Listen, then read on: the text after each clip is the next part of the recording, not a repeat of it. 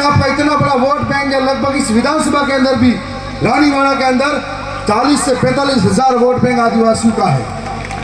यदि 40 से 45 हजार लोग ये दूसरों की गुलामी करना छोड़कर एकजुट हो जाते हैं और ये कहते हैं वोट उसी को देंगे जो हमारे पूरे वक्त में साथ खड़ा होगा, वोट उसी को देंगे जो हमारी आवाज को सदन तक पहुंचाएगा, वोट उसी को देंगे जो हमारे अधिकारों के लिए बोलेगा, तो शायद यहाँ से जाने वाला आदमी मजबूर हो जाएगा आपके लिए बोलने के लिए, और यह आपको हमको करना पड़ेगा। आज हम राजस्थान के उस हिस्से से आते हैं जहां पर मात्र सबसे कम उम्र से विधायक बनाकर राजस्थान की विधानसभा में भेजा हुआ है। मैं उस दरियावत की जनता और वहां के कार्यकर्ताओं का इस मंच से धन्यवाद करता हूं कि मैं एक साधारण परिवार से आता हूं, लेकिन जब मैं जीत कर जाता हूं तो हर एक गरीब, पीड़ित, शोषित, वंचित की आवाज राजस्थान की सबसे बड़ी महापंचायत में उठाता हूं। वो इसीलिए उठाता हूं कि मुझे किसान खेती बाड़ी मैंने की है, मजदूरी मैंने की है और मजबूरी में मैंने पढ़ाई लिखाई की है, तो मुझे मालूम है कि गरीब का दर्द क्या होता है, किसान का दर्द क्या होता है, नौजवान की पीड़ा क्या होती है। मुझे मालूम है कि नौजवान के साथ में जिसके हाथ में कलम कागज होना चाहिए, उसके हाथ में अगर खेती पावड़ा होगा तो क्या मजबूरी होगी, ये बात मुझे मालूम है। और इसी तरीके से ये आपको भी करना होगा कि चुनावों के वक्त में हमारे लिए कौन सही है, कौन भला है, कौन बुरा है, ये सोचना पड़ेगा। आज जिस उम्र में 25 वर्ष की उम्र में समाज के लिए नाम कमा गए थे, उस उम्र में हमारे नौजवान यहाँ पे बाइक राइडिंग करते हैं, उस उम्र में हमारे नौजवान यहाँ पे रील बना रहे हैं इंस्टाग्राम पर। सही कह रहा हूं?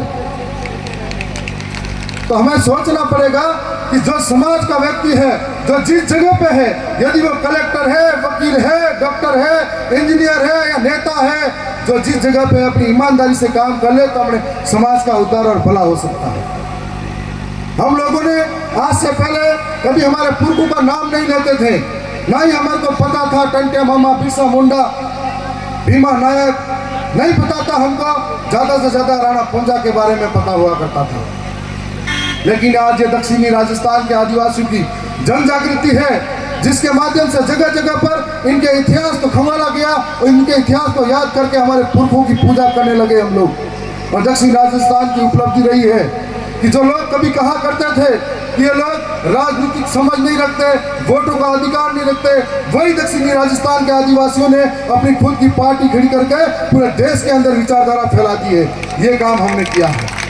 वही दक्षिणी राजस्थान के आदिवासियों ने यह काम किया है कि मानगढ़ की पहाड़ी पर मुख्यमंत्री को आकर जय जौहर बुलवाया जाता है और बिरसा मुंडा की जय बुलवा दिया जाता है। यह काम हमने किया है। और आज आने वाले समय में कई लोग आपकी एकजुटता को बिखेरने का काम भी करेंगे। मजबूती के साथ में इस विचारधारा को आगे लेकर आना है और हमारे पुरखों के बलिदान को याद करते हुए, उनकी कहानी को याद रखते हुए हमारे समाज को आगे लाने के लिए प्रेरित करना है।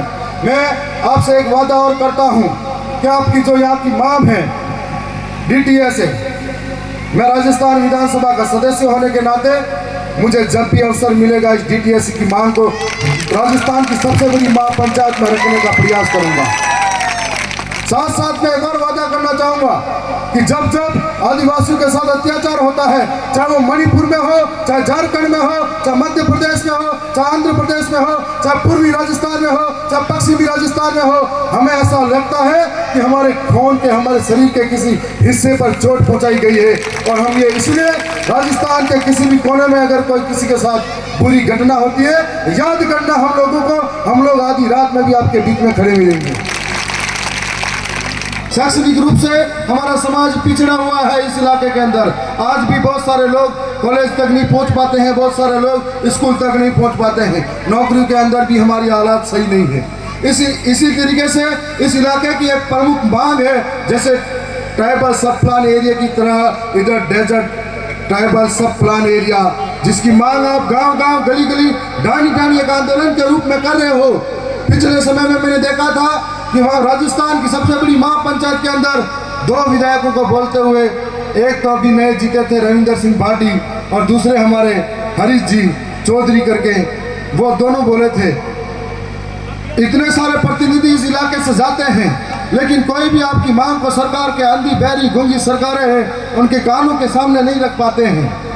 मैं यही कहना चाहूँगा कि आज का कार्यक्रम करवाया उद्देश्य पूरा तब होगा जब इस कार्यक्रम के माध्यम से जो भी बातें सीखी है समाज के भीतर लेके जाओगे, कुछ न कुछ बुराई को छोड़ोगे, तभी हमारा कार्यक्रम सफल हो पाएगा।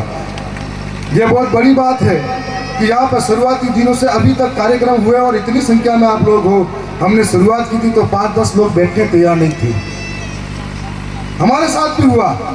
और सबसे बड़ी बात है यहाँ पर नौजवान, बुजुर्ग और महिलाएं भी मौजूद हैं। हमने शुरुआत किया था तो 5, 10, 20, 50 युवा छुपके मीटिंगें करते थे। फिर धीरे धीरे आज घर घर विचारधाराएं पनपी हैं और इस विचारधारा की बदौलत हम लोग आर्थिक रूप से भी सक्षम होने की तैयारी में है, सामाजिक रूप से भी सक्षम होने की तैयारी में है। हमारी संस्कृति, हमारी मूल संस्कृति हमें जिंदा रखती है, हमारी मूल पहचान रखती है, उसको नहीं खो रहे हैं, पुनः लौटा रहे हैं। हम लोग सामाजिक, आर्थिक और राजनीतिक रूप से भी सक्षम हो रहे हैं और राजनीतिक रूप से हम लोग इतने सक्षम बन गए हैं कि आज सरकारें जो हमसे राजस्थान के अंदर मंत्री भी गाली देने से पहले 100 बार सोचता है आदिवासी को गाली दे या नहीं। और उनकी नक जो नाक होती है किसी और के हाथ में होती है, इसलिए उन्हीं आदिवासी को मारने की बात करते हैं, उन्हीं आदिवासी के इतिहास को बदलने की बात करते हैं। आने वाले समय में ऐसे लोगों को भी हमारे लोग लोकतांत्रिक तरीके से जवाब देंगे और उनका हम लोग यही कहना चाहेंगे कि आज का जो कार्यक्रम रहा, मैं पुनः कहना चाहूँगा कि आवाज़ अपनी दूर तलक छोड़ जाएंगे, खामोशियों की बेमौत गवारा नहीं हमें, शीशा है हम, टूट भी गए तो अपनी खनक छोड़ जाएंगे। पुनः धन्यवाद।